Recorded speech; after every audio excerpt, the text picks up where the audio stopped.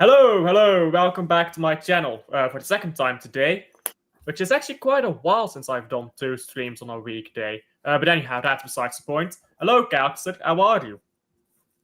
Good. Went to the gardening store this morning. That's always fun.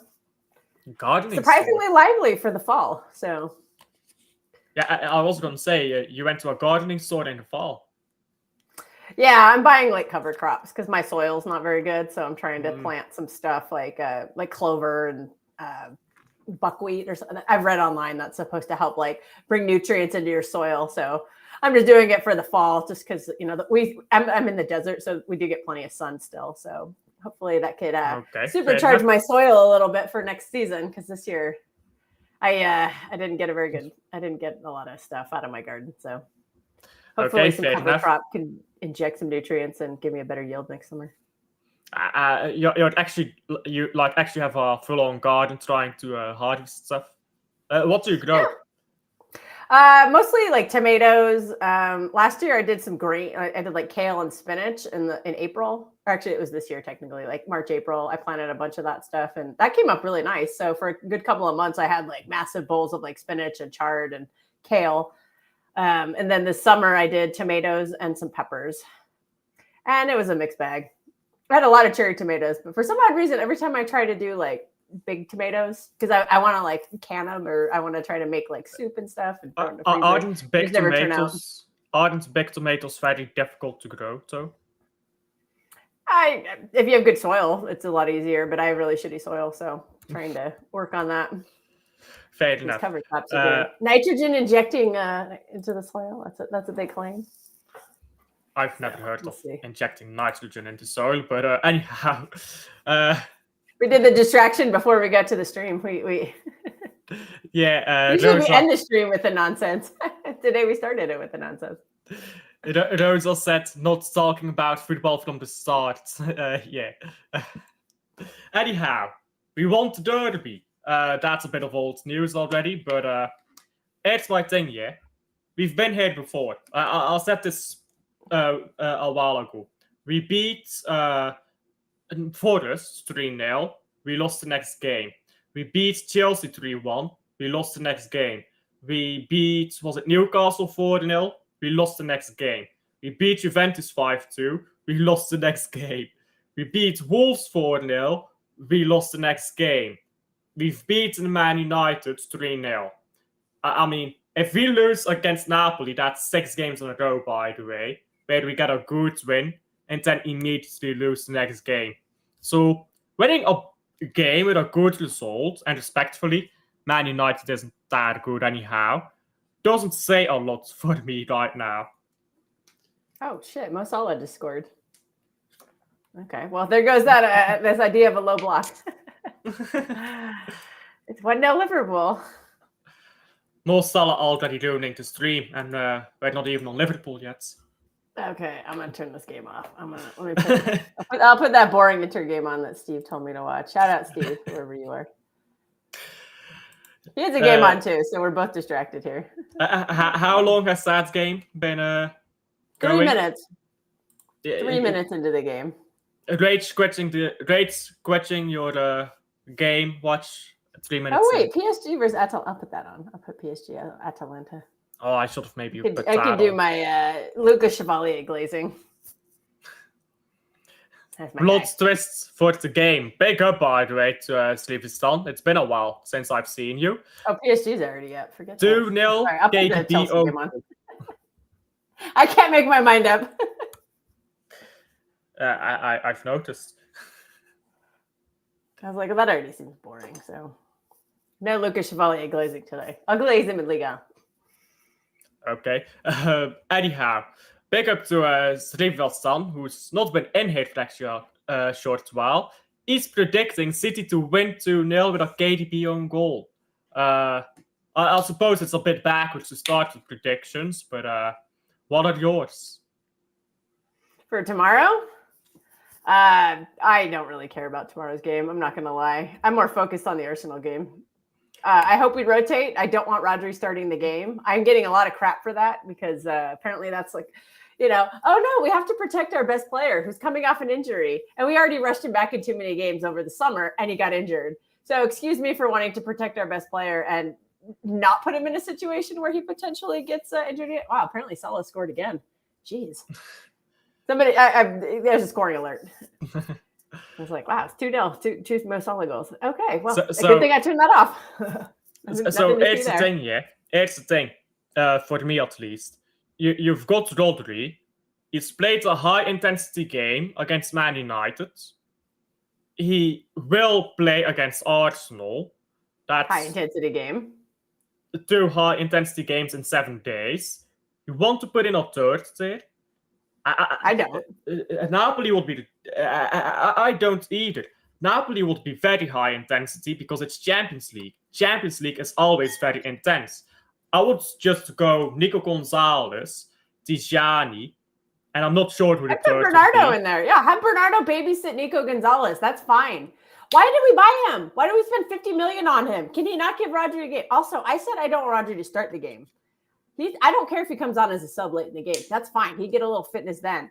But starting 3 games in a row, I think is just too soon. We did this in the Club World Cup and he got injured. That was 4 games in 13 days. I think we have to be a little more careful with him at this stage. Just right now, I'm not saying like 2 months from now. 2 months from now, he'll have built some more fitness up. But we're at the beginning, and it's like you don't want to shake the foundation too soon, or the whole house of cards will fall down.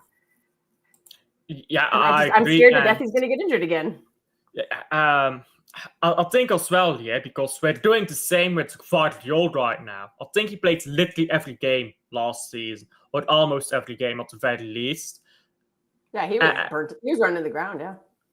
And now he's played against Man United. Okay, now rest him. Rest him against Napoli. I don't see why people are like, yeah, we need to win this game against Napoli. We're not going to get top 8 in Champions League, whether we beat Napoli or not. Because let's be honest, we're not that team. But we are good enough to lose to Napoli, to lose to Madrid, and to still get top 24. And if we lose Guardiola for a month now, or we lose Rodri for a month, or even longer, that's going to hurt us more than losing this game. Facts. Exactly. I agree with you 100%. And that's the point I've been trying to say. And people are just giving me absolute crap about it. They're like, well, what if he doesn't? They're saying we have to win this game because of momentum. And I was like, I just don't see us as good enough to win this game right now. So I just don't even care. I mean, obviously, I'm going to watch it. We're going to do a drunk watch along on True City Fan TV. Shameless plug. But I just don't see us as being ready right now. I think our midfield is a mess right now. Like Rodri, even if he plays, he's not Rodri right now. He's kind of a shell of himself. And I feel like you're just kind of beating a dead horse, throwing him out there game after game after game. And that's also how he got into this mess. Don't forget last season, he came back slowly. He played a high-intensity game at home against Inter. The next he played a second high-intensity game in a row, and we lost him for the entire season. I would prefer to not tempt fate. Yeah, I agree. We can make the points up in other games. We could beat Villarreal. We can beat Bodo Glimt. We could beat oh my God, I'm spacing out on who else. We could beat Monaco. Like by then we'll be a better team. I think as this tournament progresses too, we're going to become a better team. Tijani Rangers is going to get up to the speed of the Premier League. He's going to be a better player. He's struggling right now. He's going to get better. I think Ryan Turkey, when he comes back, he's going to get better too. That'll be a little slower. Phil Foden, I think he's going to really light it up this season. I have a lot of faith in him. Yashko, pure class. Like Donnarumma, he's making a big impact already. And I think when you have the right defensive structure, Ruben Diaz looks like a much better player. So like we're going to be a better team like a couple of weeks from now. We can build on it then. Like right now we're struggling, but I think we're going to be a much better team. And Oscar Bob, he's going to get better. I think Savio's going to get better. Jeremy Doku blew us out of the water on Sunday at the Derby. One good game a year, we know. Well, let's see. Let's hope it's the start of something new. But like, I think our team is just going to get better. We're going to get settled into the tactics. Like, the midfielders right now, it's a mess because nobody knows where they're supposed to be. Nobody knows the patterns. They're going to develop that the more they play together. So we're going to be a better team. So I don't think we have to go like guns blazing this early in the season. Yeah, I mean, I agree again, but I think where a lot of people have a problem is they can't see us winning games when Rodri and Guardiola don't start. which I more so think that's a squad problem than a player problem. That's not the problem of Rodri or Guardiola. Just because our squad is too poor to win without them doesn't mean we need to rush them into games when they're not ready. I think, let's say we never loaned out Vitor Hayes. Let's say we sold Aki and kept Vitor Hayes. Nobody would have a problem with Guardiola not playing next game. And if Rodri was, maybe if Nico Gonzalez was more trusted by Pep, nobody would have a problem with Rodri not playing. The problem people have here is not that these players aren't playing, it's that replacements are nowhere near the City level. I think that's where people have a problem. Yeah, exactly. But I don't know. I think some people are just, we have a deep squad. We have to use it. This is the kind of game you use it for. I know it's a big game early on, but right back. Oh God, I heard. Yeah, the fact that I heard he was training today, but he's not on the Premier League squads, or he's not on the Champions League squad, so he's not he is. Featured, but he is on the Champions League. No, he's squad. not. I read he's not. No, he is. Champions League, not Premier League. No, he's on the Champions League squad. I don't think he's on the Premier League squad, but he is on the Champions League squad. I think it's the reverse because he's homegrown, and we can have a lot of. There's no limit. There's no cap on those or anything. So. Yeah, I've heard he's not on the Champions League squad because I saw a tweet earlier that said like Stones is training, and then it said Phillips is training, but he's not in the Champions League squad. So let me quickly, while I ask you the next question, I'll fact check this. What do you think about Ruslanov needing rest? What do you think about him needing rest? Because someone in chat puts it in here. I don't think he really needs rest, Ruslanov. I would start him. He did get 2 weeks off, so that was nice. But we do have to remember he did come off injured in that Brighton game. So that is something to be aware of. But he looked fine against United. So I think our back line desperately needs him. Unfortunately, the way that our back line is set up, and we have to play Vardiol because we need someone to build the ball up out of the back. And you have to play Husinov because no one else has the pace to do it with the high line. I know Joshko has some pace, but he's not as pacey as Husinov. Like Husinov is like that lightning bolt that you need to chase somebody down because there is a lot of pace in the Premier League and also in the Champions League, and you just kind of needed a pace merchant to follow them. And we had that for years with Kyle Walker, and we saw how impactful that was in the system. So we kind of need to have that same kind of profile with Husinov. So I think he has to play. I would start him. Because we just don't have any other options. So if only we had another pacey center back that we didn't send out on loan. If only. You know one? Yeah, there's this guy. He's 6'5". His name's Yuma Ba. He's super tall. He's great in the air, and he's very quick. I thought you were going to say he's ready something else. Anyhow. Calvin Phillips is indeed on the Premier League squad, not on the Champions League squad. You were right about that. So I don't know why I thought he was on the Champions League squad. I thought I read that somewhere. I don't know. Anyhow, I'd like to see Rangers in a European game. I don't think it makes much difference. I don't think he's struggled because of the league much. I think he struggled because he's in a completely new system. If you look at AC Milan, he's playing as a box-to-box player in a team that plays 4-4-2, basically. It's completely different at Man City. So I think the big difference for them is the system, not the league. I'm not sure what you think. I think it's a combination of the two because he looked like he got bullied in that Spurs game. And I don't think he ever saw that in Italy. Like Palhinha was just all over him the whole game, and Papa Sarr as well. And that's going to take some adjusting too. And we can see from other teams that other players who are coming into England for the first time are suffering from the same thing. Like a good example of that is Florian Wirtz. He looks very slow, and he looks like the physicality is getting him as well. So it's not just a Tijani Rangers issue; it's just players coming into a new league. And see, the thing is, it takes time, and nobody has the patience for it.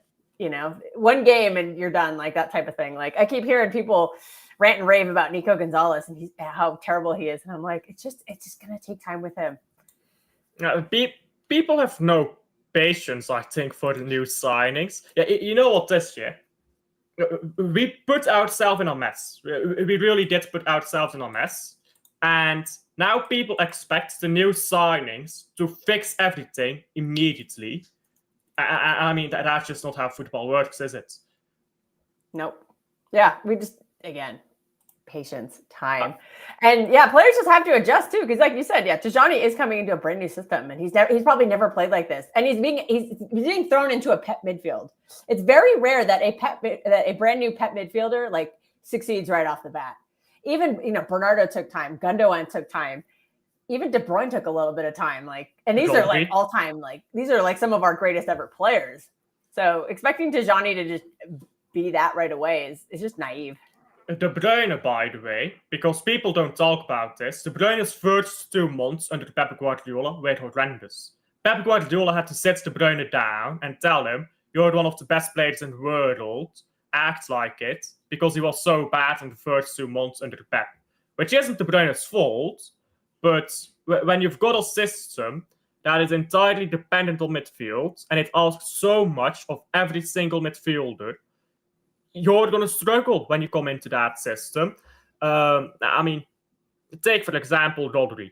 When Rodri first arrived, people were calling him names. They were saying he's too slow, or they were pretty much saying everything they say about Tijani now and more. And Rodri? Yeah. He was Plodri. He was too slow. He's never going to be Fernandinho. Everyone wanted him out by the end of the first season. But they didn't even wait that long. But that's the thing, yeah. You get these players like Rodri, they join, they struggle, but you still have Fernandinho there. Rodri gets used to the system while Fernandinho is there for the big games. And when Fernandinho leaves, Rodri is a ready-made replacement. Right now, De Bruyne left. His replacement was not at Man City before he left. If we had a De Bruyne replacement 1 year before De Bruyne left to be his understudy for a year, and then De Bruyne leaves, we would see a much smaller drop in that creativity. I mean, that's something LB said, for example. Lewis has said it for a while, that we need that De Bruyne replacement before De Bruyne leaves. And I agree with that. I mean, it's too late now, but that's the truth for almost every position. A goalkeeper is easier to put in because you stop shots. Respectfully, it's not that tactical, the goalkeeper position. But other positions, you need a lot more time to adjust to the tactics, especially when it's so heavy, like Pep Guardiola's system. And I think people don't have the patience to wait for that. This could be why our wingers are struggling, because they don't really have anyone to learn off of. They're just kind of just thrown into the deep end. And, it's not like we had Doku when we had Mahrez. Like, we got rid of Mahrez and then brought Doku in. So it's not like Mahrez could have taught Doku. So that's kind of, I don't know. I think also the De Bruyne point, I wonder if people think Foden is the heir to De Bruyne. I think the United game shows that he's not a 10. He's an attacking 8, basically. Like, him and Tijani as the 8s was nice. Foden is closer to Lampard than what he is to De Bruyne. I would agree with that a lot. Definitely. He's just not as creative. He's always been more of a goal scorer, and you've never seen him pick a pass like De Bruyne. Maybe in moments, but not consistently. And I've never seen him really dominate, take over the game to create for everyone. Although he was yesterday, the United game, he was creating. He was kind of setting up a lot of those Doku moments. So maybe he's learning, but I don't know. Yeah, as for a pure 10, I don't think we really have one. I mean, maybe Echeverri was that guy, and maybe he could have learned off of De Bruyne last season when they had a 6-month overlap, but that never seemed to happen because Echeverri just, I don't know, he was just kind of there, not doing anything. Yeah. Now he's in Leverkusen doing who knows what. But by the way, somebody that could have benefited from that this season would have been Victor Hayes. If he could have stayed and learned from John Stones, dude. John Stone's teaching both Victor Hayes and Vardiel. So the next season when Stones is no longer on the team, that'd be really nice. But Hayes is getting reps, which is what he needs. Apparently he's doing quite well in Girona. I've watched part of one game that he subbed on for, but I haven't made the time to watch a lot of Girona, but I'm gonna try to because By the way, I feel like he's a very promising player. Yeah, Biden just scored. Echeverri. Oh, your feed's ahead of mine. Kimmich hasn't even taken the free kick yet. Oh, here he goes. Wait, I gotta watch this now. You distracted me. Go ahead, keep talking. Oh, there it is. Oh, that was a nice goal. Echeverri. Yeah, suck on that, Chelsea. You got some Chelsea fans to rip on tomorrow. As I was saying, Echeverri came off the bench in his first game. They lost 1-2. Came off the bench again in his second game. They drew 3-3. And then he was on the bench and they won 3-1. He needs to start. I don't know if he's going. I wonder. Is fraudulent. Yeah, I wonder if he's coming off the bench. I wonder if he's regretting not going to Girona because he'd be a starter there. I know the quality around him is not good, but he'd be playing every game. I'm not sure. I think his idea is if I play in a bigger team, I'll get more eyes on me and I can move to a different team on a permanent basis. Because I think if I'm Echeverri, the way I've been treated last season, I'm looking to move on permanent basis. Oh, he's definitely leaving next summer. We'll sell him. I think he's made it clear he doesn't want to. Also the manager doesn't even want to use him. So imagine this year you arrive at Man City. First of all, Man City bought you, made a big deal around your signing. River Plate hates you suddenly because you signed for Man City. Then you get loaned back out to the club you got signed from to play there for another 6 months. Okay, fair. The fans don't like me because I signed for a big club. But, okay, I'm just going to play here the rest of my stuff, and then I'm going to go to Man City, where I'm going to ball out. Oh, Man City have injuries. Man City have a lot of trouble. I'm going to get into this squad. I'm going to get a chance to shine. Nope. You don't even get on the bench. Not even on the bench. All this commotion around you, and you don't even get on the bench. That was something we failed at last season. Yeah. We definitely failed at. If I was Echeverri, I'd be fucking pissed. I'm not because Echeverri is not a Man City fan. Let's be honest, he's not a Man City fan, is he? So he's just thinking right now, okay, where do I go? Who do I join? He's not worried about Man City anymore because Man City has not shown him respect. This is a problem here. You need to respect your players, the correct players, not the Gundogans who are washed. You need to respect the upcoming players who can give you something, not who have given you something in the past, who will give you something in the future. We have disrespected a lot of players, not just Echeverri, a lot of players throughout the years. And nobody talks about it because we're this well-run club. But once Pep Guardiola leaves, this idea of this perfect manager that everyone loves is going to disappear. Because once he leaves, it becomes okay to talk shit about it. Take, for example, Yaya Toure. Everyone talks nice about Pep Guardiola. Yaya Toure, Pep is gone from Barcelona. Yaya Toure, oh well, Pep was an asshole, Pep this, Pep that. The moment you leave, the truth comes out. That's the way it is. Pep, I love Pep, but he's not this perfect manager. He has disrespected a lot of players. And I think Echeverri is not one of them. Yeah, I would agree with that. And I'm going to counter this whole idea that we've been a well-run club. We haven't been a well-run club in a couple of seasons now. That's why it all fell apart last season. Yeah. We didn't rebuild properly after the treble. The hardest thing to do in sports is to get rid of somebody too early. But that's what you have to do in order to keep progressing. Because when you get rid of somebody too late, then that's when all the problems have started. And we've held on to some of these players too long. Like bringing Gundogan back. At the time, I was really excited for it. And then I didn't realize how badly it was going to play out. But that was a big mistake. We didn't sign anyone last summer. Savinho, that's it. Like, we've neglected this back line. They're old and aging. And then we just bought in a bunch of like fresh players. And so there's no balance like that you need. I think our only good signing since the treble has been Vardiol. Kovacic is okay as a squad player, but he plays too much for me. I don't think he should be starting as many games as he does. I just don't think he's that level. Good, but good coming off the bench. I don't have any issues with that. So Nunez bust, complete bust. Jeremy Doku, I don't really have a lot of faith in him. I'm sorry. I don't think he's good enough. He had a great game against United. I'm going to give him credit for that. But overall, after season 3, you need more consistency. But again, like I said earlier, maybe that's because of the fact that we didn't have a winger waiting for him to kind of like learn from and kind of take the burden off of him. So, that's also a squad planning issue. And Savinho, I think Savinho has a lot of promise, but maybe it's the same story with Doku. He needs like a mentor. We just don't have that right now. And I think he had a good season last season though, and I'm excited to see what he builds off of. But he needs to get that shooting better because that's atrocious. But yeah, we had to, and then because we neglected things for 2 straight windows, or 4 if you want to count the January windows, because we didn't make any signings. Then we had to go like guns blazing in the January market last year, and I think a lot of us would say that's even been a mixed bag. We spent a lot of money, and I don't even know if anybody's really excelled. Like Marmoush, I think Marmoush had a decent start, but I don't think Pep knows how to use him.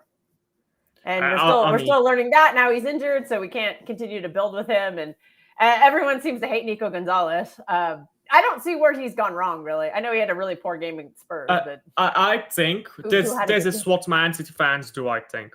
Nico Gonzalez plays well. Nobody understands why he's not playing, but you can't criticize Pep Guardiola. People criticize Pep Guardiola for not playing Nico Gonzalez. People don't know why Pep is not playing Nico, but they don't want Pep to be criticized. So they just say Nico is poor, because that way they defend Pep from criticism. I don't think anyone can give me a good argument why Nico Gonzalez is not good enough to play. He can't receive his... get a penalty. Yeah, it's fraudulent. Don't worry. I totally missed that, but... They already we need Robert Sanchez to do well, because otherwise James Trafford will go be their keeper next year. I don't mind, to be honest. If we're keeping Donnarumma, I don't mind. But the problem I have is I think Donnarumma is a mercenary.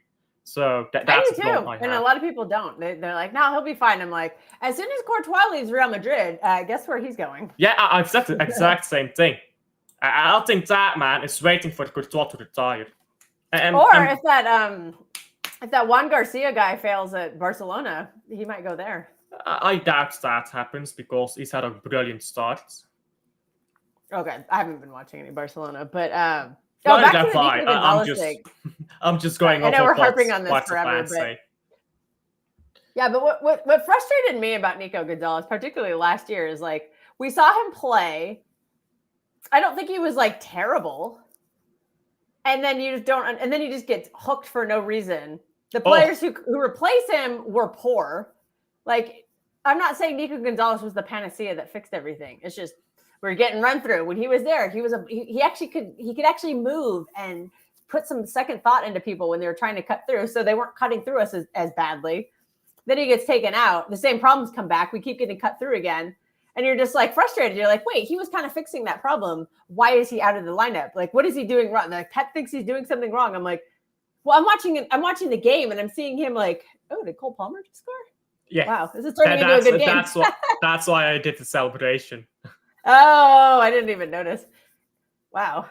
My Liverpool friend is giving me a bunch of crap. I was like, yeah, I'm watching the Chelsea Bayern game because your game's too lopsided. And he's like, no, you're just a hater. And I'm like, no, this is a more entertaining game. And I can go tell him now, be like, this is a fucking entertaining game. Not your boring ass game that I watched a minute of and got tired of. But by the way, I'm not gonna share the name of the conversation, but this is typical Scousers shit. I'm about to show you typical Scousers. Yeah, there's plenty of that. So, I said, 1 sec. I want to get the exact wording right, because otherwise I look like an idiot. There we go. So I said something to a Scouser, and they replied with implying me, a Scouser, has a job. I replied to that. Scousers on their way to brag about not having a job after arguing someone on Twitter that Scousers aren't lazy. They gave me a 3-paragraph answer on why Scousers aren't lazy. I'll swear down, Scousers are the most easy people to piss off. Yeah, they got a chip on their shoulder. Uh-oh, who's injured here? If Reece James started, that's got to be Reece James injured. I can't see. I can't tell. They're panning away. My feed's different than yours, so, and yours is obviously way ahead. But somebody's injured for Chelsea. I'm just going to assume it's Reece James, even though I don't even know if he's playing. I didn't pay attention. I didn't notice. Somebody got somebody got a yellow card for Bayern. Whatever. Sorry.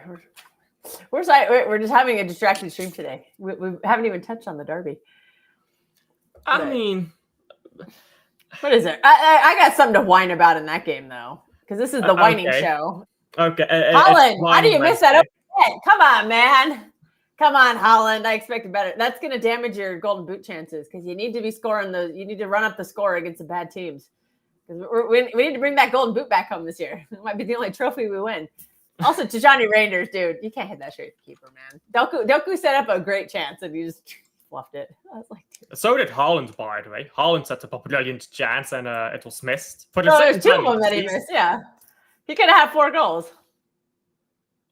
I think. He had 2. I guess we can't complain too much. I'm like, come on, man. Haaland could have had 2 assists already this season. Haaland should have already had 2 assists. Omar Marmoush with that miss against Spurs and Tijani with that miss against Man United. Haaland, by the way, as well, he could have had 4 or 5 against Man United, the way they were defending. So, someone told me it was touchline. Big up to the man, but Jesus Christ, he doesn't know football. Touchline told me Lenny Yoro would pocket Erling Haaland. Nope. So that's okay. what Lenny Yoro, bruv. I don't know why people think Lenny Yoro is a good centre back. I don't even think he's average. I don't think he's good enough to play at Crystal Palace. Let's stand Man United. Oh, it's because he wears a red shirt. That's why. So he's all of a sudden the best thing, and he rejected Real Madrid for Man United. So Man United, the bigger club, blah, blah, blah. He rejected Real Madrid because he wears red. Because remember, all our players are shit because they wear blue. Like Haaland is a League 2 striker wearing blue when everybody with a brain knows he's the best striker in the world right now. And, Vardiel never gets any credit. Like Phil Foden is perpetually thought of as shit. Like people just don't rate our players. Like, because we win everything, and they just have this weird like inferiority complex about our players. Like they don't want to acknowledge that they're the best player. Like Rodri wins a Ballon d'Or, and the whole narrative is not wow, he's great. The narrative is Vinny got robbed, which no, he didn't. Vinny was not good enough. He does fuck all for his country, so you're not good enough, buddy. So, by the way, I did predict at the start of the season that Haaland would score 40 league goals. So he needs to get to work on it because he's only at 5 right now. I said he's getting a minimum of 30 in the Premier League. I mean, I think he's getting 30 any season that he's not injured. Yeah. I also said Marmoush should get 20. So, oops. Who was it that said not like Nuri? Shetki. Someone said that Shetki would get like 30 goals. I think they meant GNA. Like no. I remember. Someone said that Shetki would get 30 goals. I can't remember who said that, though. I don't know. He's never really been a goal scorer, but he did have 21 assists last season in all comps. So I think based on that, you could predict maybe closer to 30 GNA. I think for him, I set the bar a little lower. If he got 20 GNA combined in all comps, I'd be very happy with that. I mean, I think if he didn't get injured, 30 GA would be very plausible for him. But 30 goals is a bit of a big target, I suppose. Anyhow, big up to Vasco. We need to win this match tomorrow, no matter what, because we will face Madrid away. And that's the most unpredictable game and the hardest. Not sure if that's true at the moment, but so we need to go for the win in every other match. I don't think we do, because I don't think we beat Madrid anyhow. I think we put out our strongest lineup against Madrid, we still lose. So We might be able to draw. We've gotten plenty of draws at Bernabeu, and if we're because it's one of the, I think, is that our last game in the league phase? I don't remember, but it's towards the end. I think we'll be playing a lot better by then. So I'm a little more optimistic that we can get a draw there. And this is the thing, yeah. If you look at Man City's starting 11, you can see something, yeah. You can see some real quality. But now, take 5 players away from the starting 11 and say, how does Man City do? Nobody will say positive things anymore. That's the problem with Man City. 5 players being out of any given game should not make you think, oh yeah, we're fucked. But that is the state Man City is in. And I think right now, though, we have an incredibly strong. We finally have a spine of a team back. Like Donnarumma, Ardial Diaz, Rodri, Foden, Holland. Like that's one of the best spines in the world. And so then you just worry about the side pieces later. But if you have solidity in like the spine of your team, I think that's going to be a recipe for positive things. So I'm a little more optimistic. You don't beat Napoli, though, because you've got a good spine. No, we're not going to beat Napoli right now because like our spine's not at its full potential right now. Rodri's still gaining fitness. Foden's still gaining fitness. Vardial is also still gaining. You know, he just came back, so you don't know about that. But Diaz, Donnarumma, and Holland are in. You know, they don't have any issues going on, so I'm going to depend on them. Like these are all leaders on our team too. Holland's in the captain group. Diaz is in the captain group. Donnarumma sounds like he should be because he's the way he's speaking and commanding everything. Like. My expectations are starting to go up. Like I really think I didn't realize the impact Donnarumma was gonna make. Like for him to just come in clean into a derby, and he starts barking orders at Ruben Diaz, who's been our captain for how many years, or in our captain's group for how many years, and Diaz listened to him and just took the advice, even though he played that the first time ever playing together. Like that really impressed me, and so I want to carry that on. Donnarumma came in and decided to be captain. I think Donnarumma just came in and said, yeah, I'm the guy. I like that, man. Our team has been a fragile bunch of babies for the past year or so. Like, I'm sorry, Bernardo, you've been a terrible leader this past year. He says all the stuff in the media, but during some of these tough games last year, I didn't see it out of him. And I just expect more. I expected more from Diaz last season, and just didn't have it. Oh, sorry, it wasn't Kane. I said what a miss, typical of Kane, but it wasn't Kane. Oh, okay. Sorry, the ball was still. They just progressed the ball on my end. I don't know who's there. Is it Neuer still the keeper? I don't watch Bayern, so. Neuer is just eternal somehow. By the way, I need a woman's opinion. Oh, that is a miss, Kane. See how far behind I am. I need a woman's opinion here. Rosa says Yuma Ba is hot. He's not my type. My type is Vardial and Rodri. Those are the two I glaze over. Your type is short hair, strong jaw, potentially a bit of a. John Stones has a very nice smile too. He's pretty cute. Bernardo's not. He's fine to look at. I don't have any issues there. God, this is. I should be. Steve has his friend Jorge. That's kind of shame I do with Jorge. We'll just say that. Okay. 50 Shades of Glaze. All dead. Moving on. By the way, Srivatsan said earlier when we were talking about Tijani that people just keep mentioning the physicality of the league, but that's the Premier League is not the only league with a lot of physicality. The Serie A also has physicality, and yet it's a different league to play in. It's a bit slower in Serie A, but I mean, we discussed this earlier. When you play in a completely different system, that's going to take a lot of time to adapt. He's not going to play brilliant against Napoli. He's just not. I mean, he might. Maybe I'm wrong, but he probably won't. Yeah, we'll just see. I think he just looks soft in some of these games, and he's holding the ball too long. That's something I think he'll improve on, because you don't have the same time that you do in Serie A, and that's causing a lot of problems. And some of his passes have been suspect, but again, that'll come with time as the players develop a rhythm. And yeah, again, it just takes time.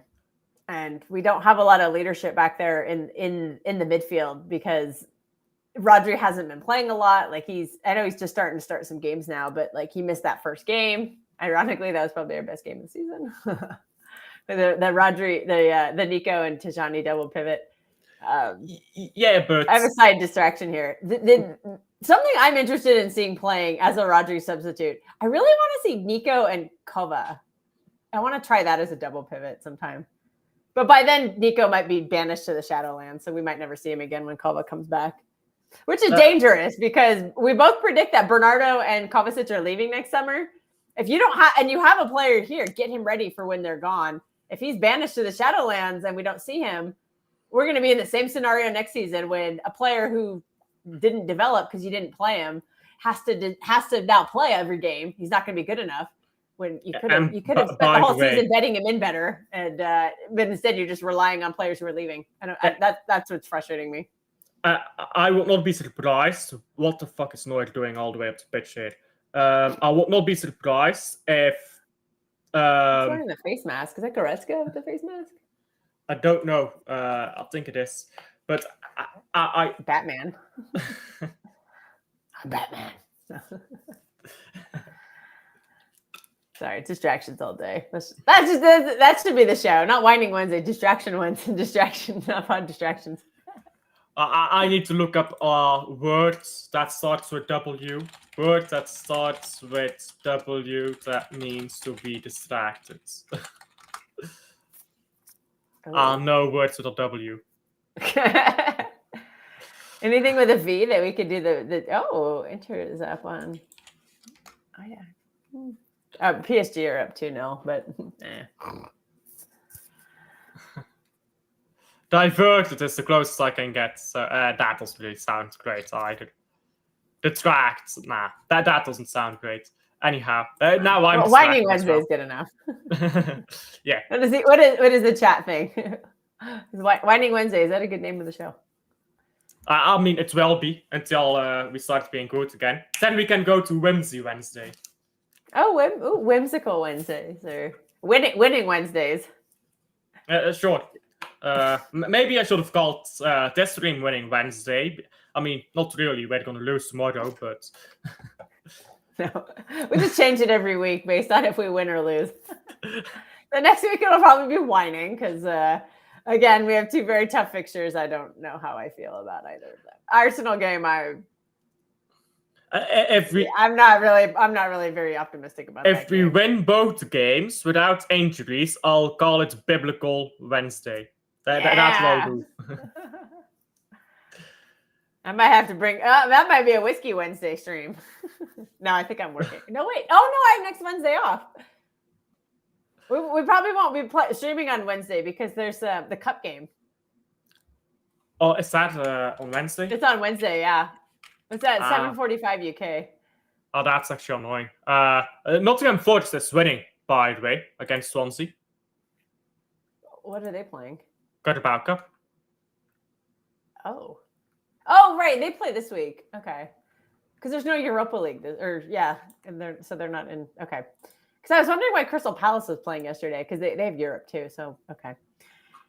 So they must be playing their Europa League next week while we're playing the cup game. I like that the Carabao Cup does not have extra time. It just goes straight to penalties. I agree. Because added extra time, it's the most useless thing in football. You will get like 10 games that go to extra time.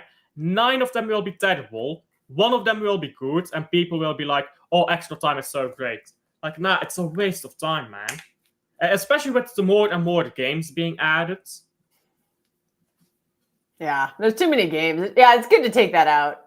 I honestly think you should only have extra time if it's a final. No, like I would go straight to pens for the entirety of it all the way into. And I would also get rid of the 2-legged semifinal for a Carabao Cup. I don't know why we do that still. Because they don't want it at Wembley. I think that's the reason why. Because it used to be at Wembley, but I don't know why they don't want it at Wembley. That's a bit weird, if you ask me. Yeah, you think that? Well, I think is that when they're doing the NFL at Wembley, or I'm not. Or do they even do the NFL at Wembley anymore? I should know this. I know they've been doing it at the Spurs Stadium quite a bit. Don't they do the NFL at Wembley during the summer? No, because the NFL doesn't play in the summer. NFL runs from NFL just started. They start like in September, August, like that time of year, and then their season's done in February. But it's and that's not... including the playoffs. So the actual season ends like around end of December, early January, and then we do playoffs in America. So then you have a month of playoffs, and the Super Bowl is like the first or second week in February, and then they get 6 months off. Okay. So they don't. They I think they go to training camp or why are you? My cat just jumped on me and she's all wet. And I'm like, why are you all wet? Oh, that sounds funny. See, here's the cat. But yeah, so that's the NFL. I actually went to a game at Wembley. I came over. Oh God, it was like back in 2013. You went to Wembley to watch not football, American but football. Hand act. I watched American football. Yeah, my team, their name is San Francisco 49ers. They were playing at Wembley. So I went back in 2013. We won the game. We were up 28-0 in the first quarter. That means you score 4 times. So, because when you score in the NFL, it's 6 points, and then you do a point after. You have to kick a point after, and that's 1 point. So 28-0 was 4 touchdowns in the first quarter. So that was quite fun. Big up, by the way, to Luke, who's going to his first home game in the Champions League. Tomorrow, the Napoli game, and Liam is also going. Now I feel left out. 5 and 4 games. That being on pace for 40 plus. Hopefully, I'd love to see him break his record this year. I would. That would make me very happy. It doesn't really. He's not going to play 38 games, is he? I think the most he's played in a league season is 35. So, if he runs up the score on the bad teams, he can break the record. Like if he starts doing 3-4 against Leeds and who else? 5 against Arsenal. Yes, when he scores 5 at Arsenal, when he scores and we still lose 7 at Liverpool, 7 at Anfield. He could score 5 against Arsenal, and we'd lose 6-5, and people would say, "Bring back false 9." Oh, jeez, yeah, I don't get that. You finally have a player who got us over the top to a Champions League, and you want to bin him for a false 9 when we don't? I don't think we have false 9 players right now. I mean, Foden is a good false 9, and probably Oscar Bob, but like Bernardo can't do that role anymore. He can't do his role in the false 9 system anymore. His legs are shot. Ooh, Atletico got a goal back. Yeah. You know comeback is on. You know what it is with the false 9 fans? They forget how many chances we missed with that false 9 system. Like I'm talking Lyon. I'm talking Spurs and Champions League. We missed so many chances with a false 9. People glaze this false 9 stuff as if we were great with it. No, and the rest of our team was great. The false 9 part was the worst part of the team. But people just glaze it. They just glaze it because you know how you filtered out the bad memories and you only try to remember the good things. That's what the false 9 enthusiasts are. That's what nostalgia is. And I think a lot of people are nostalgic about former players of Man City who aren't as good as people say they are, former systems or former teams of Man City, which just are completely different and sometimes not as good as people say they are. I'll see a lot of people say that 2021 is a great Man City team. No, it wasn't. We won the league title because everyone else was bad. But this is nostalgia doing the word. Oh, we won the league title, so it must have been great. Let's only remember the good parts. But if we only remember the good parts of our last season, we smashed Newcastle 4-0. Whoopity-doo. Yeah, I think false 9 had its time, and I think it worked in the moment. But I don't think we're that team anymore. And did you see how much better we got when we got a striker? When we got Haaland back after 2 years of false 9, like we were so much better with him. And once Pep changed it into that box midfield, like we were absolutely flying. That's some of the best ball we might ever see in our lives. So after watching that, I'm like, I don't need to go back to false 9. I'd rather try to go back to that box midfield and start scoring like crazy again. Did you see how we played against Man United without a false 9, but a striker? And that was some really good football without a striker. It was direct. And if we're moving towards that, if we're moving towards a style of play that is more direct and more suited to Haaland and Foden and Tijani and these players, everything, to come back to the level we used to be at, we have to become different from what we are now. Because what we used to be and what we are now is no longer what football is. To get back to that level, you have to become something different. And I think a lot of people think by becoming the old Centurion team, you will become a Centurion winning team again. But it's just not the way football works. Yeah, I don't think that would work either because teams would just low block us. And I don't know if that formation could handle a low block because nobody was low blocking back then. Now it's like almost every game.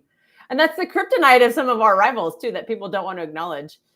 Arsenal are still terrible against a low block. Liverpool looked like absolute dog shit against Burnley, who are low blocking them. I mean, so that's just something that's kind of going to be. The Centurions were so good. The Centurions were so good that everyone started playing a low block out of necessity. Yeah, that was the only way to cope with it. Yeah. And that's why we've never seen it since. I do agree with your point about the directness, though. We have a lot of players who are suited to that. And we've been recruiting a lot of those and trying to turn them into possession merchants. And I think the results have been mixed. Like Kovacic is going to, I think he's going to actually do pretty well. Assuming his health is fine, like this style might suit him a little better. Not in every game, because I don't want to see him play every game. If he plays every game, we're in trouble. He's not that good. Jeez. Sorry. I don't mind. But he can work in some of those games. Yeah. Just running with the ball. Like Delku is going to thrive in it. Savio is going to thrive in it. Like you said, Tijani, Foden, Haaland, they're all going to thrive in it. Marmoush. The ones who won't are like, probably Bernardo, and I don't know how Rodri's going to do in that. But especially coming off of an injury, we might be asking too much of him. But maybe even Nico G can. I want to see more Nico G and Rodri. I mean, it's as a pivot, because that's what Nico did at Sporting or whatever. Is that where he came from? Sporting? Yes, Sporting. No, Porto. He's at Porto. Yeah, Porto. To be honest, from Sporting. My bad. Yeah. I confuse those. But there's like 3 Portuguese teams that I know, and I confuse them all. But so I'd be interested in seeing those two in that kind of a system because then they can take turns on who pushes forward. But I don't know. We have Nico Gonzalez. I just want to use him, until he proves that he's terrible. I've just never seen him be truly awful. I think people are overblowing and nitpicking on, he lost the ball when he came on against United. I was like, you know who else lost the ball a ton in that game? Bernardo Silva. And nobody said anything about that. So I just hold the same standards, man. Like I think Nico has more skill set right now, and we have to get him ready. And if he proves he's not not good enough, fine, then sell him. I'm not attached to him, but like you have him on the squad. Our midfield's frail. It's old. It's coming back from injury. Why not use him? Why not use him instead of suffering through the same dog shit we saw last season? I agree, yeah, but if I go to that Rodri point you said earlier, if Rodri can't adapt to this, then he has to go. I do think he can. I don't doubt he can even. But if Rodri can't adapt to where Man City goes, then Rodri goes. It's that simple. It's a conversation we're not ready to have yet.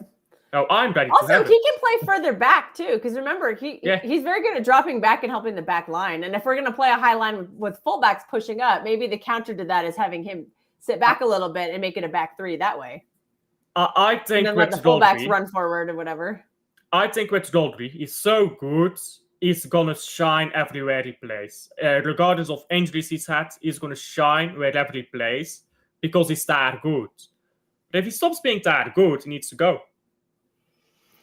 Yeah, that's a conversation. I'm not ready to have that conversation. I'm gonna go with what you said. He's so good, he'll adapt. Once he gets his fitness, he's gonna find his fitness. I'd say we'll see the fittest version of Rodri, maybe not until December, January, maybe even as late as February. So maybe that's gonna be hard to do this season, but it's maybe something you can do next season.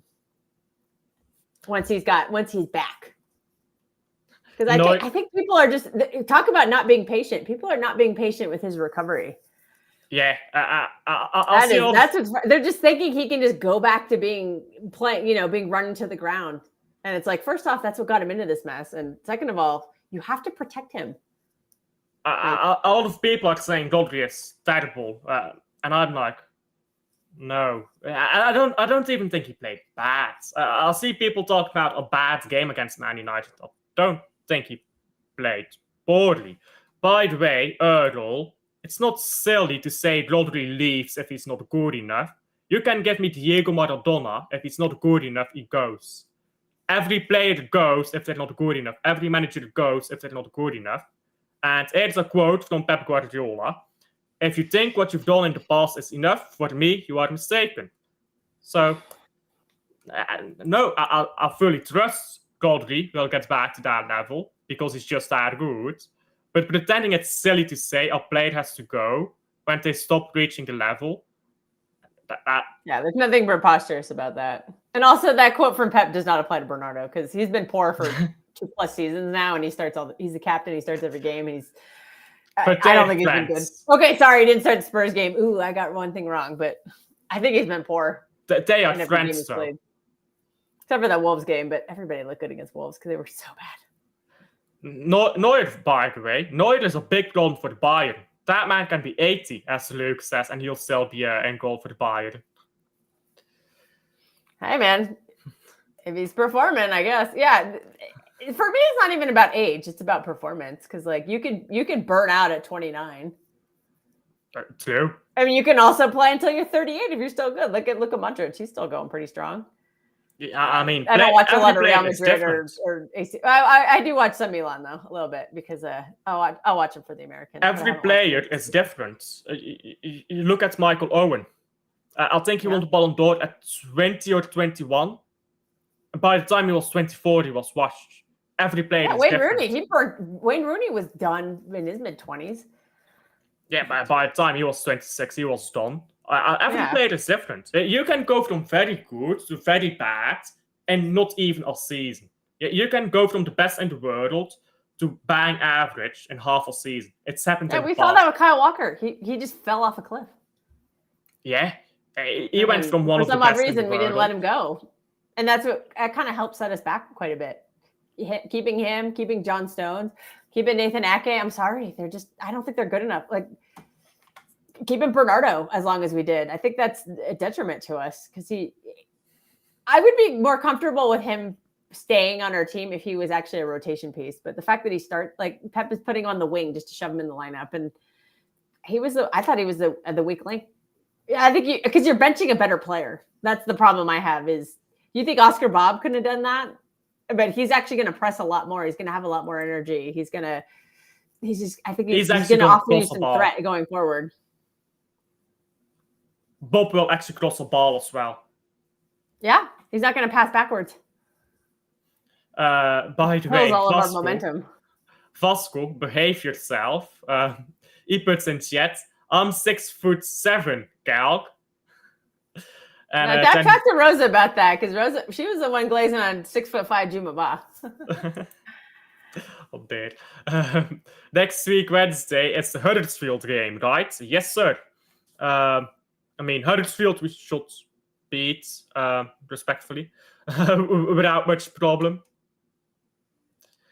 I was on a space last night with somebody who brought up an interesting point about maybe the Huddersfield game it might be a better game to give Rodri some fitness in. I personally would not start him in that game, but like I thought the point was interesting about saying like maybe a low intensity game is where he kind of can start picking his rhythm up versus a high intensity game. But I don't necessarily agree with the take, but I thought it was very interesting and maybe. But Huddersfield won't be low intensity because those League 2, League 1, and Championship teams they love to kick the shit out of players. They are more wrestling matches than football matches. So maybe the Burnley game's a better example. So when Burnley come to the Etihad, maybe that's a game where Rodri can get some fitness. I agree. That's by the way, Burnley, I think they're getting relegated again. If I look at the way they're going, they don't look too hot. Although they almost did us a favor over the weekend. Almost. I mean, that was never a penalty, by the way. I think it was. The guy let his hand up. If it is for Nunes, it is for that guy. I'm not Yeah, really one to whine about. That's one I'm not going to whine about. Yeah. For Nunez, his arm was just all the way over here. The other guy has like his arm over here. It was like completely different. But anyhow, if we win the next 2 games, I'll join you two and I'll be drinking live on stream. There you go. I'll have to get my whiskey out as well. Who said that? Luke. Oh, hey, Luke. Yeah, you're welcome. Well, we're not going to do the stream on Wednesday because the game's going to be on, unless we do it in the morning or earlier before the game. I don't work on Wednesday, so I'll have time. We'll have to figure it out, but we'll call it. Stop! Sorry, my cat was trying to chew my headphone cord. He's not, you little stinker.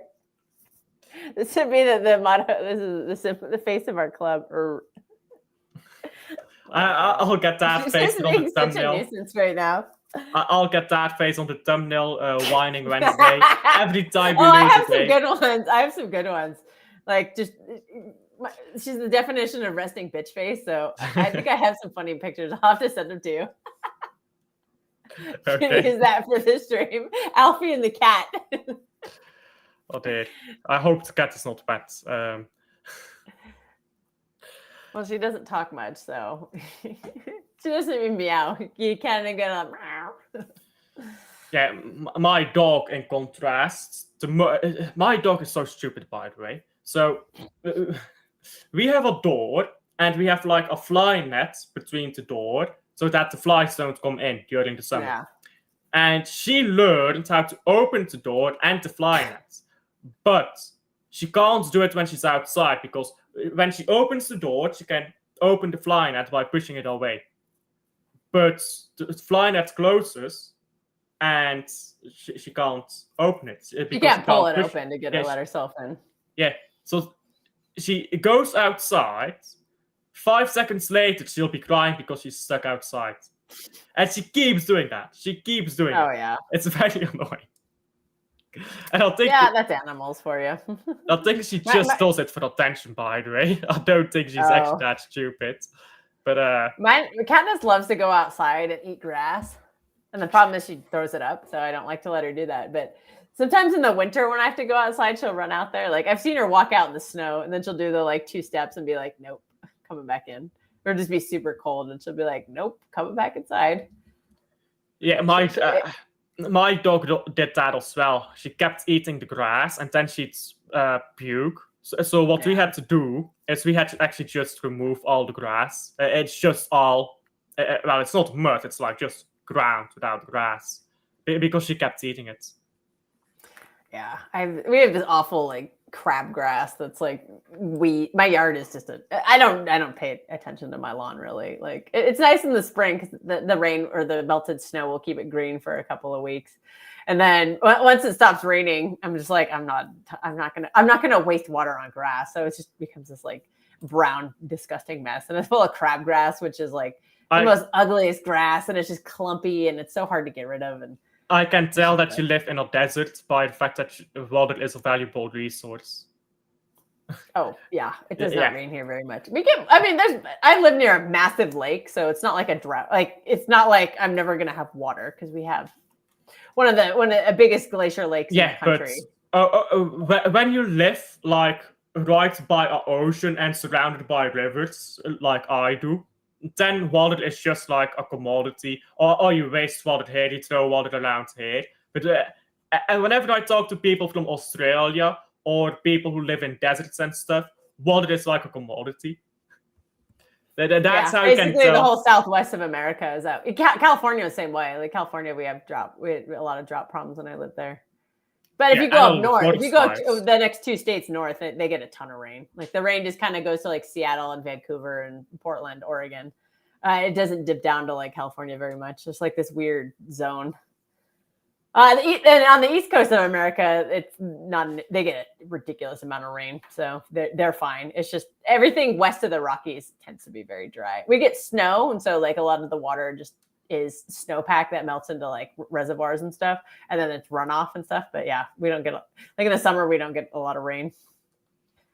Yeah, everything's brown and gross. Get my yard. My planner boxes. They're nice and green. Vikings versus somebody. Is that a NFL thing? Yeah, that's the NFL. I'm an NFL fan. I don't watch a lot of it anymore though. I don't even watch my team. My team's 2-0 and I haven't watched any games yet. Yeah. I'm gonna go to a game in December though. Oh, the game's 6-0 tomorrow. Foden 6-0. hat-trick. Who gets a hat trick? Foden hat-trick, he says. I thought you were about to say De Bruyne hat trick, and I was like, that's not the 6-0 I want to hear. It's the thing, yeah. A big up, by the way, to Ethan, but he genuinely thinks Foden can hit 70 GA in a single season. For contrast, only 3 players in the history of football, since the assist stat has been recorded at least, have hit 70 GA. Messi, Ronaldo, and Suarez. De Bruyne has not done it. Thierry Henry has not done it. Haaland has not done it. Respectfully, Foden will get nowhere never near done that. it. Like, yeah. Yeah, Haaland had what, 56 in the treble year? Like, that's pretty good. I think so. I think it's 56 or something like that. Even doing it in a calendar year is like difficult. Yeah. I think Haaland did it in the calendar. No, he didn't. Probably not, because the treble season was cumulative, not a calendar. Yeah, those are just crazy numbers. Okay, I respect the backing of Phil though. Like that's pretty high props to predict that for Phil. I don't know if I agree with it, but I respect the Foden love, because our fan base is really harsh on him. If Phil Foden did that, it'd be immediately the best midfielder of all time. I don't. And he'd win the Ballon d'Or without question. Yeah, I think people just don't understand how difficult these numbers are, because we did watch Messi and Ronaldo at the same time. I think a lot of people who grew up on Messi and Ronaldo just think, oh, it's 30 goals. No, 30 goals is world class. Not just, yeah. We got spoiled. Yeah. Absolutely. Just like the expectation in our fan base is that we win the league every year. It's like, that's not the expectation. That was very special what we did, but we're seeing now how difficult it is to get back to those levels. Yeah. By the way, Earl, I agree. It's just rust and he'll be fine. Talking about Rodri. I agree Rodri will be back to his best level, I said. Excuse me.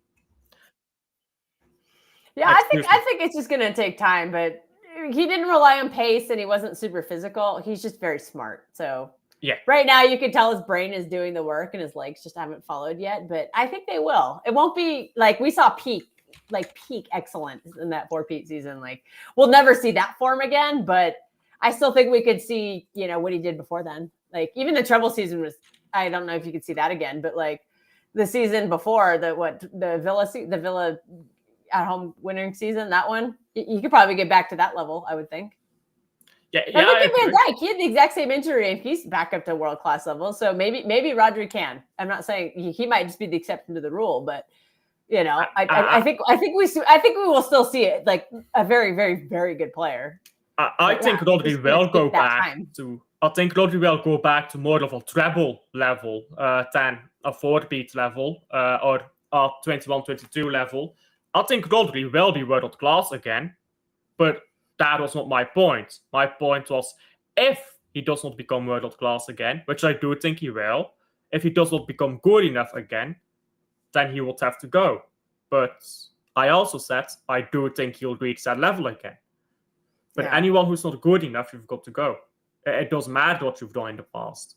I think it'll just be a question of let's say he does not get back to like treble season level or whatever. But if what he is that going to still be like good? Is there somebody going to be better than him available? And if not, you might as well just keep him. I would keep him anyway. I'm a little biased here. He's my favorite player now that De Bruyne has left. So I'm like, keep him forever. But I thought he looked human against United. I'm not afraid to call him out if he's struggling. PSG's at 3-0. Players age. I mean, where is Messi now?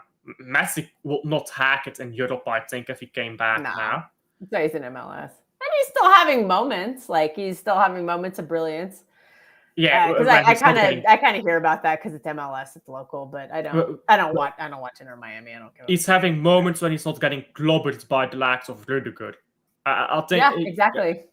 Come back to Europe, play with those types of players who will. Like, I think people don't realize this, by the way. Just being good at a sport does not make you good at being professional in that sport. I'll give you an example. I know somebody who wanted to become a boxer, and I actually know somebody who wants to become a boxer. Great technique, great skill. He did all things right. The training was perfect, but there's a problem. When he went into a ring, he did not want to hurt that person. He just wanted to fight, but he didn't want to hurt that person. You damn well bet professional boxers want to hurt the person. When you fight against someone like that, you can't win even if you're better because you don't have the will. In football, it's the same. If you don't go on a pitch with the desire to make the other team cry, with the desire to just completely ruin the other team, to embarrass them, to outplay them, you can't reach that top level of football. The problem is when you have people, an entire 11 with that desire, with that intensity, playing against that at an old age does mean you're going to get ruined. Just physically, you can't handle that intensity anymore. So we've been seeing it with multiple players of ours who were good for us for 10 years, and we're struggling to say goodbye to them. And that's kind of holding our rebuild back, and it has been for some time. By the way, Rosa puts in chat, Messi did 100 plus, by the way, which is crazy. Only 3 games ever. I don't think that'll ever be broken because Ronaldo didn't even do that. So yeah, I think Ronaldo's size is 80 something. Yeah, which is still ridiculous. Yeah, but I mean, it's like oh my god, what is it? It's like Wilt Chamberlain's 100 points will never be in the NBA. Like nobody's ever gonna. Like Kobe Bryant did 81 in a game once, and it was still not even. It wasn't even close to Wilt Chamberlain's 101 or whatever. Aren't it old baseball records which are literally impossible to catch up because they changed the way it works with pitches? Yeah, a lot of it's just the modern game too. Like a lot of pitchers back in the day they'd throw complete games every game, so they'd rack up a ridiculous amount of innings. Like the all-time strikeout record, I don't think will ever be broken. The all-time wins is getting harder and harder to break. Like there was one guy in my lifetime who got to 300 wins, and everyone's like, yeah, that'll never happen again because these careers they're getting cut short because they get devastating injuries too, like we call it like the baseball ACL is when you tear the ligament, like there's a certain ligament in your arm that like connects everything. So it's like almost like the ACL keeps the knee together. And so a lot of pitchers get that injury. They call it Tommy John surgery. They call it like the first pitcher who ever had his name was Tommy John. So like career wins will never be touched. Like Nolan Ryan just had ridiculous strikeout numbers. So I don't think anyone's ever going to touch that on the pitch again. There was a big period with steroids for like the home run records. Like the team I support, San Francisco Giants, like we had one of the notorious, he broke all the records, but everybody says it's tainted because he never tested positive for steroids, but like there's just always a dark cloud over it. But he has a single season home run record. And then I think he has a career home run record right now. He broke like the one that nobody ever thought would be broken by Hank Aaron. That was like 755. 756, yeah, something like that. And then Barry Bonds broke that, but everybody says it's tainted and all this stuff. So okay, I don't know if that'll ever be touched these days. Yeah, I was just bringing that up in casual conversation. By the way, Liverpool have won. Ajax have received a stinker and hooked, says Wim. I'll be sure to bully Michael about that. And Martin has come into chat. Just speaking on the conversation earlier. We also have to wrap up, by the way. I just realized. I gotta start working a little bit. So. Yeah. Just speaking on conversation earlier, sadly, players don't want to wait a year on the bench. Yeah, but Grace wanted to play. Yes, KDB was injured for most of the season, so he can't help anyone. I think we all agree on that, but you don't have to play every game on the bench. I feel like the Napoli game we're about to play would be the game I would put Vitor Hayes in. Because I don't want Guardiola to be playing right now 3 games in a row when he's just back against tough teams. If it was like 3 games in a row against Burnley, Villarreal, and I don't know, Huddersfield, I think it is, I will be fine with that.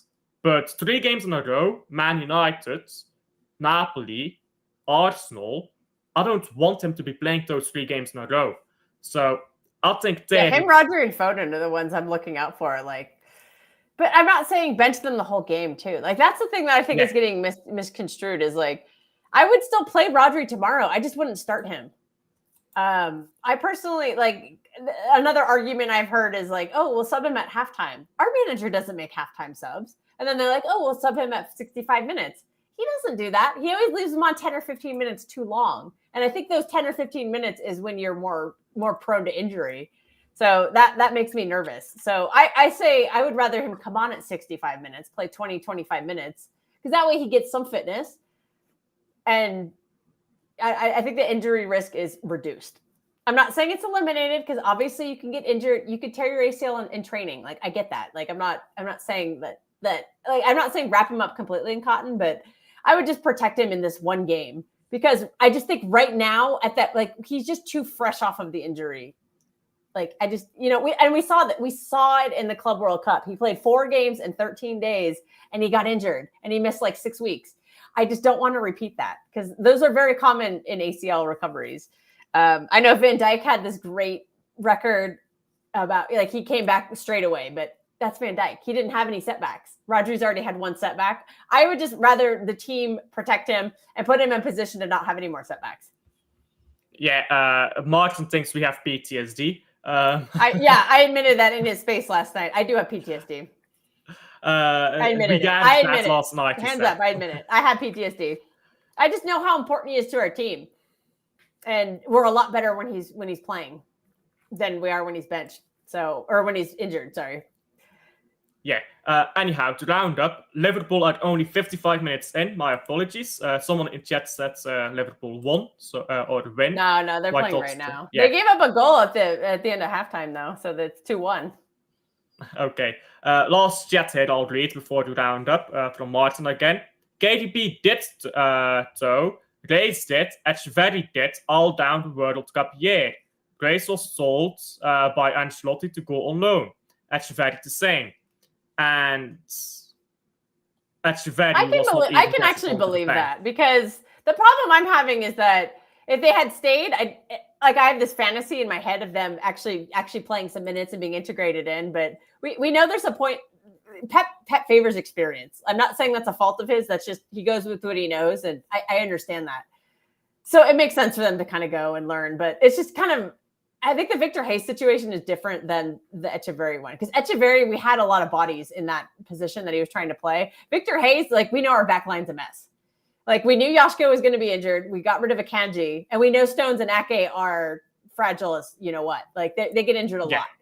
So I think there would have been opportunities for him, but he obviously disagreed. So well, that's why maybe that is correct, and maybe Ancelotti did sell him on like if you start games at Girona or wherever, maybe you will make the World Cup squad. But I don't really follow Brazilian football. I don't know how deep or. Maybe that is correct, but maybe that will be the case if they started games or even just came off the bench in games last season where they could have. Echeverri wasn't even making the bench in a lot of games. Yeah. Where he really should have. So I'm not saying start Echeverri every game because it's just not good enough for that. But imagine if we had Echeverri coming off the bench against Tottenham instead of Bernardo Silva, who that was one of the worst sub appearances I've ever seen in my life, too. Everything Bernardo Silva does as a player, attacking, scoring, assisting, is not his strong suit. Even if you still think he's good, that's not his strong suit, is it? Anyhow, we do have to wrap it up there because Kelkster does have to go. So thank you. We did go longer today than we normally do, so that's good. Yeah. So thank you again, as always, for coming on. I'll respond to Martin here in chat, but thank you for coming on. Yeah, big up, Martin. We always appreciate you asking these tough questions. We love it. It drives good conversation, so thank you. Yeah. So even if we disagree, that's fine. We can disagree. No problem. I'll just respond to Martin in chat. In fact, Martin, if you want the link, I'll happily send you the link if you want. But I'll just respond to Martin here in chat. Echeverry and Victor Hayes will come back 100% as long as that's what they want. Yeah, that's true. I just wish Hayes was here right now to learn from John Stones, because, like we said, like I got earlier discussion, like it's always good for them to learn from the people who are leaving.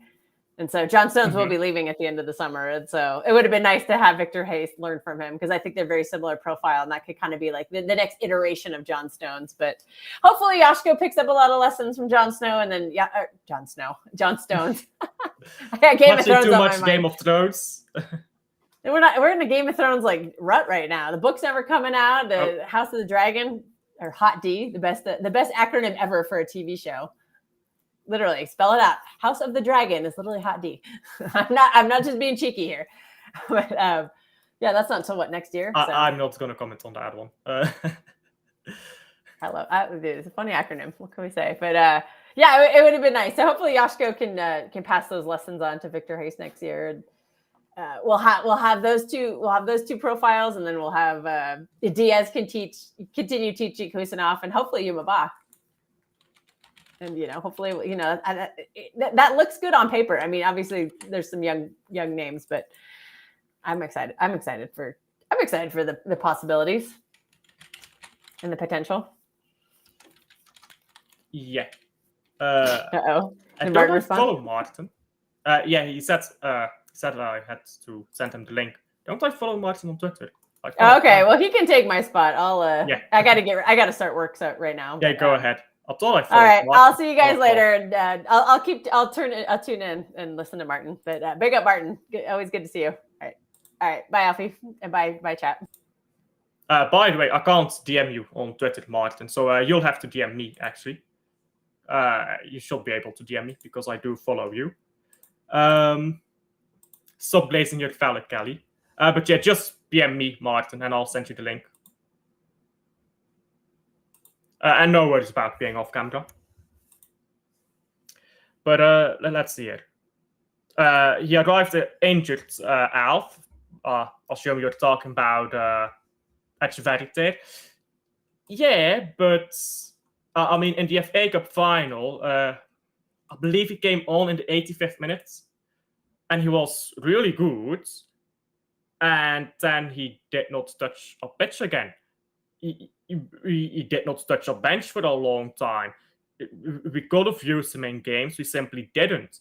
Even if he's coming back from an injury, you're not saying that he wasn't able to play maybe 50 minutes in the Club World Cup instead of, I think he got 30 or 45. I think he didn't play a lot of games that he really should have played.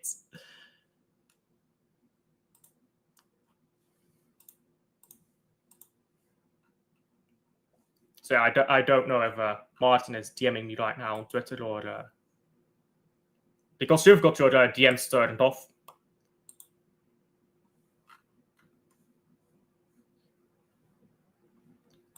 Who was I glazing this time? My DMs are open. My DMs are open.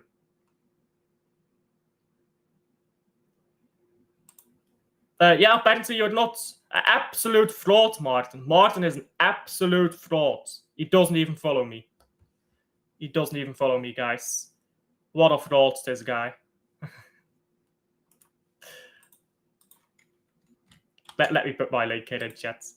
Here we go. Yeah, big up to Martin. There you go. That's my Twitter. Okay, big up. Sorry, can also DM me there. Not even following me. Look at this guy.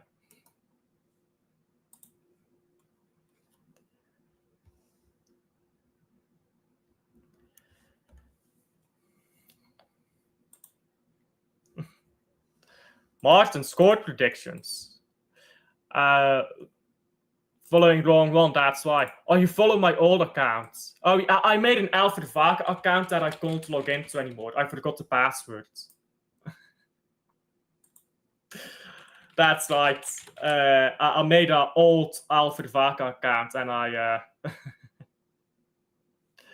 I forgot the password to that account. Yeah, fraudulent, Martin. Big up. There you go. I'll send you the link now. And you can turn camera off. I don't know how you do that because it's like in your settings. I mean, I can just do it like this, but I don't know if it looks the same for you. Anyhow, I know you can because other people have.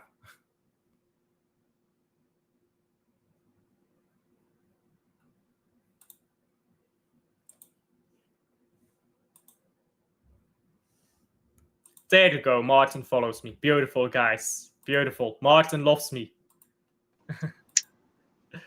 Hello. How are you? Hello, can you hear me? Yeah, I can hear you just fine. Yeah, sorry about that. Yeah, I was following your old account. Yeah, I forgot how to log into that one. I forgot the password, so that account is just dead. Yeah. Anyway, yeah, I've had a lot of issues with Twitter in the last few months, so I'm trying to not use it as much. That's probably wise. I'm going to use it for spaces now, that's it. I mean, I go on Twitter once in a while, but whenever I talk to people on Twitter, I try to have discussions with people, but then I realize this person is not interested. You don't get many analytical football viewpoints on Twitter. Yeah. Which, I mean, I think Twitter has gotten so much worse than what it used to be, but that's a side topic. You were coming on to talk about Echeverri.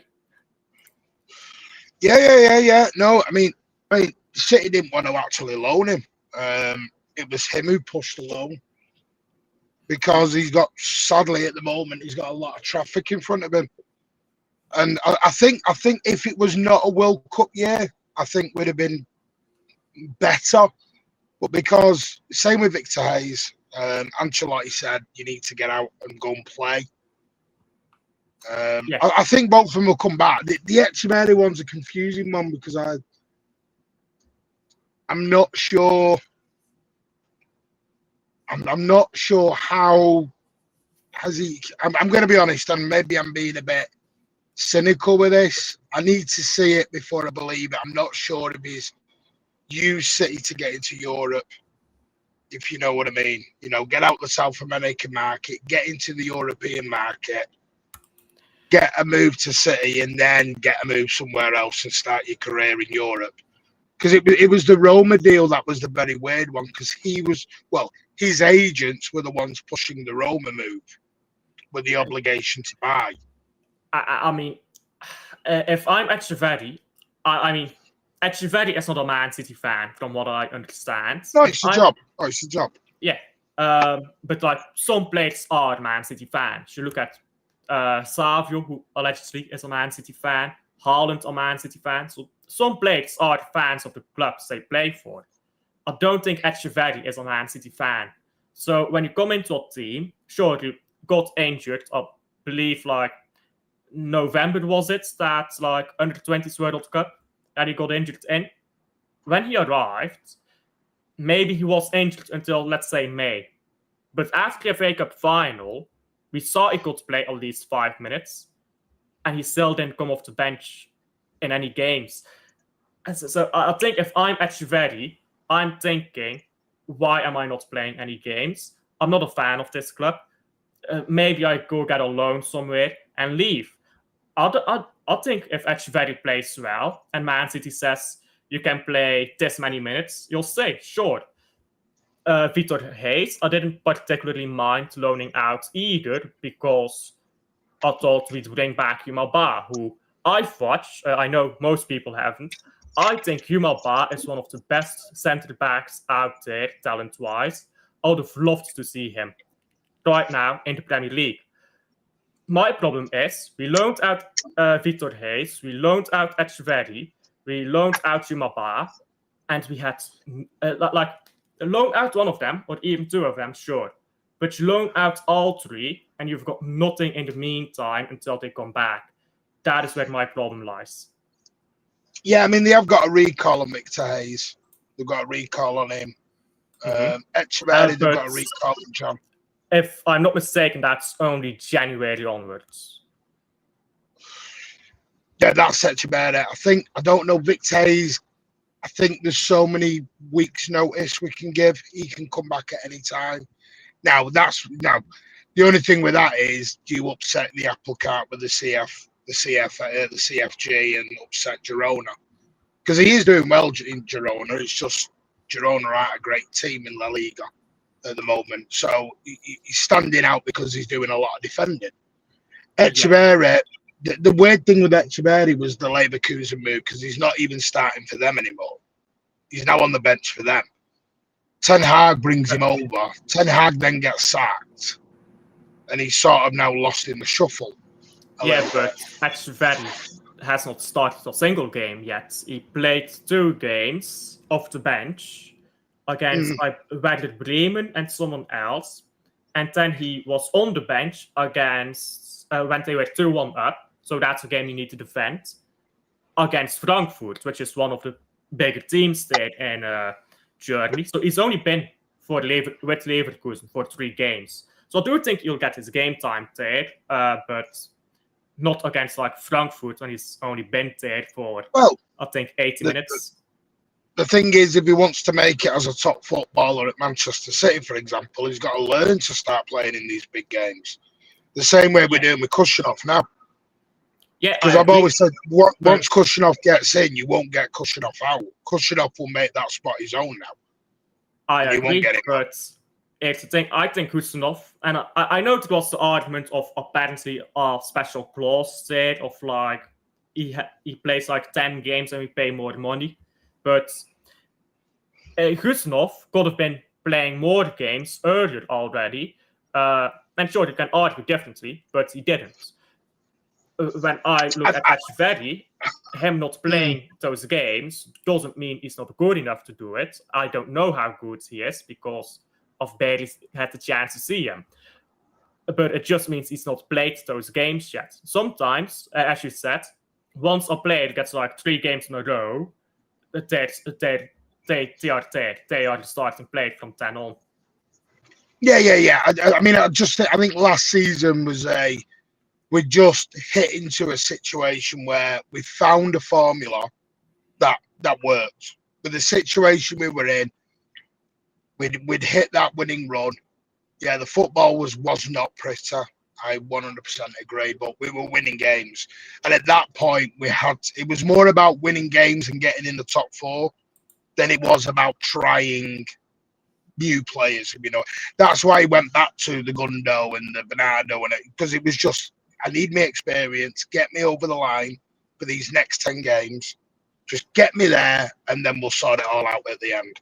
I think last season was just such a mess. It was get over the line, and then we'll, you know when you deal with the mess later on, we'll deal with it all later. We'll kick the can down the road for 10 games, get the wins, and then we'll deal with it in the summer, which we have, because we've got, 12, 13 players out, new backroom staff, we literally did. We basically, as Pep said, we've gone back to 2016 in a way, where we've literally going and we're going to start all over again. Which is what I agree with that, by the way. Made a video last season about why is Nico Gonzalez not playing, for example. I wasn't too worried about him not playing, but then it continued with him not playing. So yeah, I think you can argue that to an extent about like, Nico Gonzalez isn't playing because Gundogan is starting to chip in with goals now. And Kovacic is playing well when he does play. So, okay, I can see why Nico Gonzalez doesn't play. But then you get to next season and he's not playing. He didn't play a lot in the Club World Cup. And I'm like, now I'm seeing a problem. Because this is no longer kicking the can down the road. This is just... You don't rate Nico Gonzalez, which I don't think he does. I don't think he does. If I put my hand on my heart, I don't think he does rate him. I am fine with that. Doesn't rate him in the role he's asking him to do. I think that's a better way of saying it, because he's not a number 6. Because the problem is, you know yourself, the way you know football, he can't come and receive the ball with his back to play, turn it and move it around. He needs the play in front of him. He's basically a number 8 being asked to do the Rodri role. And how many years have we said that Rodri role is so hard to do unless you go and get a ready-made, Bruno, Tonali, who, someone in that ilk who can kind of do, kind of does that role already. I think it's very hard, because how many times have we bought midfielders to try and do the Rodri role and they've all failed? Yeah. They've all failed. I mean, it's a problem, I think, with finding someone who can do the Rodri role. Name 5 players who can do what Rodri does, or play that role at the very least, in Premier League history. I don't think it's 5 players. Roy Keane didn't even do that. Roy Keane was just an old-fashioned kick him and lay the ball off. He wasn't going receiving the ball from Peter Schmeichel and then bringing the play out from the back. I mean, he's even got Bernardo doing it now. He's even got Bernardo Silva doing it now, where he's coming deep. Now, maybe this is the new this is why I'm intrigued to see the way we play tomorrow and the way we play on Sunday, to see whether that was just a tactic for the derby, or is this the tactic moving forward? Because if this is the tactic moving forward, I understand why some of the players are not playing, because they're not ready for that role. No, I understand that, but then why have Bernardo Silva do that? Because he's going to leave. His contract expires, right, at the end of the season. So yes, yeah. Well, I think they will. They're looking very much now whether they ever get this guy, because there's about 6 clubs after him. This is why they're after Adam Wharton and people, of that sort of mindset, that skill set. Now, this is why I would have loved a Gibbs White, because I think we need just running energy engines in midfield at the minute. I think the days of, I even noticed it with Liverpool. It's why I think Liverpool struggle a bit at the minute, because Liverpool are trying to play tippy-tappy football that looks pretty on the eye, and Florian Wirtz looks absolutely, he looks like a fish out of water in that team right now. A fish out of water. And it's quite, for me, they're sort of, to me, I mean, they're playing Zabozlai, for me, totally wrong.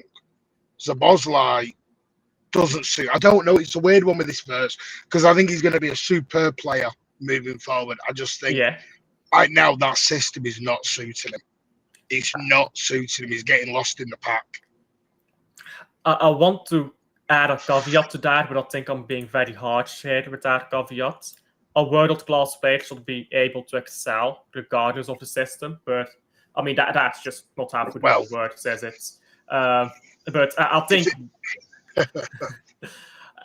know that. Yeah, but I like saying that because it gets the Scousers angry. By the way, someone in chat says, "Big up Alf, feeds me some negativity."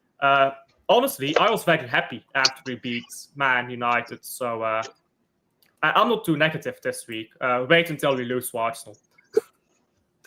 No, I was more happy that we found a new way of playing, and that's all people wanted to say, was Pep was willing to try something new, try something different.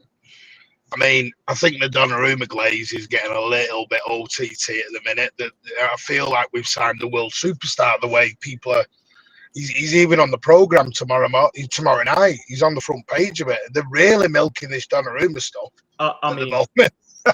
Donnarumma is arguably the best goalkeeper in the world. He's wonderful.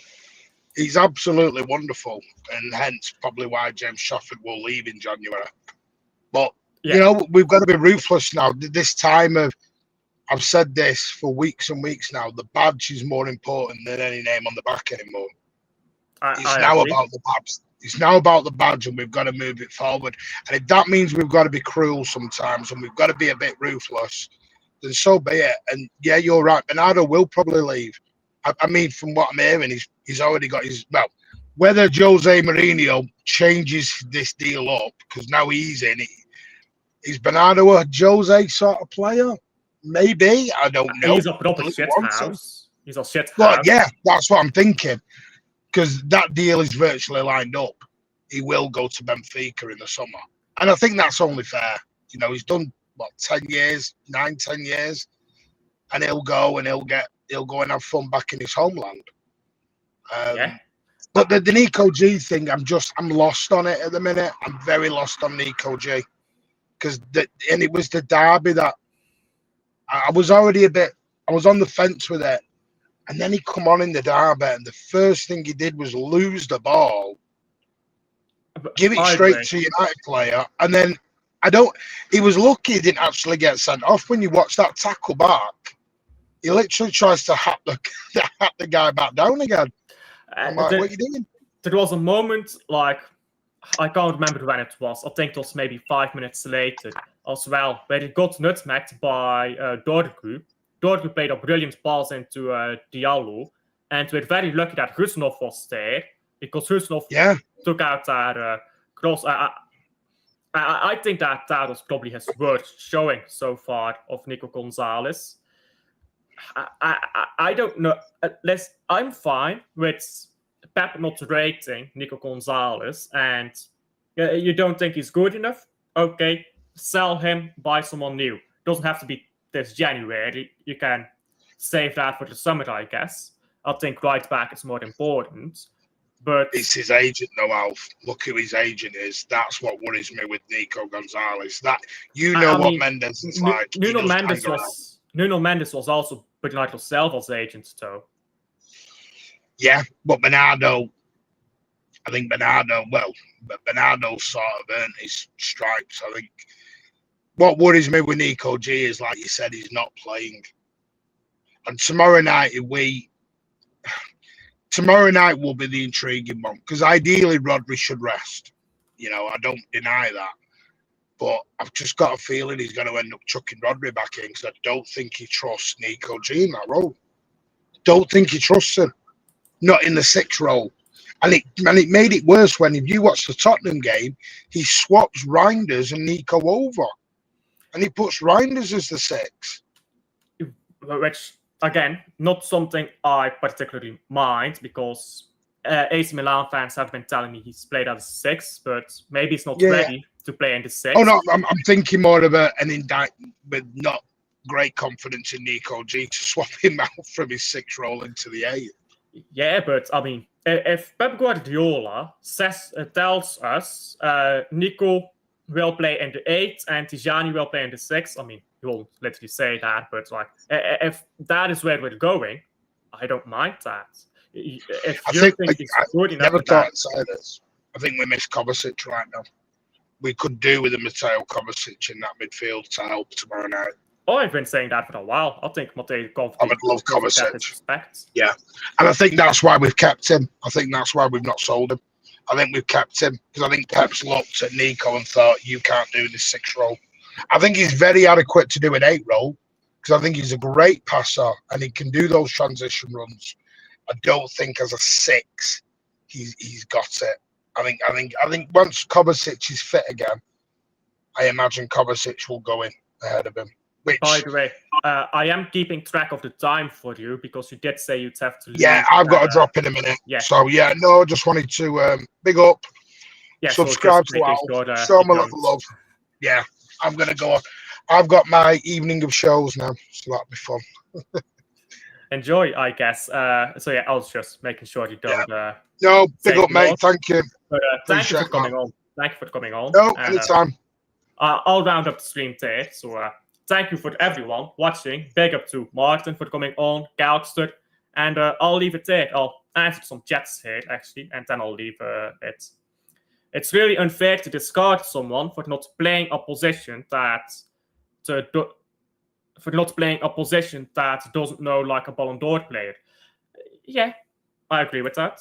I mean, I think so does Martin, but like, I don't know.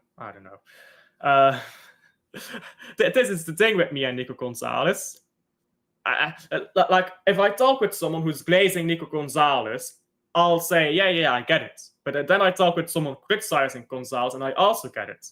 So call me a flip-flop, I guess, but I don't know. Play Donnarumma, O'Reilly, Diaz, Stones, Cafunes. Is that Nunez? I wouldn't call Nunez a Cafu by any stretch of the imagination. Rodri, Foden, Silva, left wing Savio, Haaland, and then right wing Doku. I'd keep Doku on the left wing. I think Doku earned that left wing, to be honest, and maybe Oscar de Bob on the right wing or Savio on the right wing, but then is Savio good in that position? Maybe Silva on the right wing and Tijani in this 8, but now I'm completely changing your team, aren't I? Baleba is good, but I think he's overhyped. Now, I mean, here's the thing here. So many players are overhyped. Even players I would love to have. I would love to have Baleba. I would love to have Wharton. But these players are hyped up to the moon, like they're going to win the Ballon d'Or next year. Like Premier League fans, basically. Keep Trafford. Keep. I don't think that's our choice to make. I think he'll leave. Not in the January, like Martin says. I think that's very unlikely. But, I mean, then again, I'm not an ice guy. I don't know. But I think he will leave at some point if Donnarumma doesn't go to Madrid. Is Bernardo blocking? Oh, this was a question for Martin. My apologies, I wasn't paying attention to chats. But yes is my answer. Goffon, Nico G, pivot needs to be trialed. There you go. I mean, I would love this. I would love this in like the smaller games and stuff. Like just try that against like Burnley. I mean, if Kovacic is back by then, just use O'Reilly. I don't mind using O'Reilly.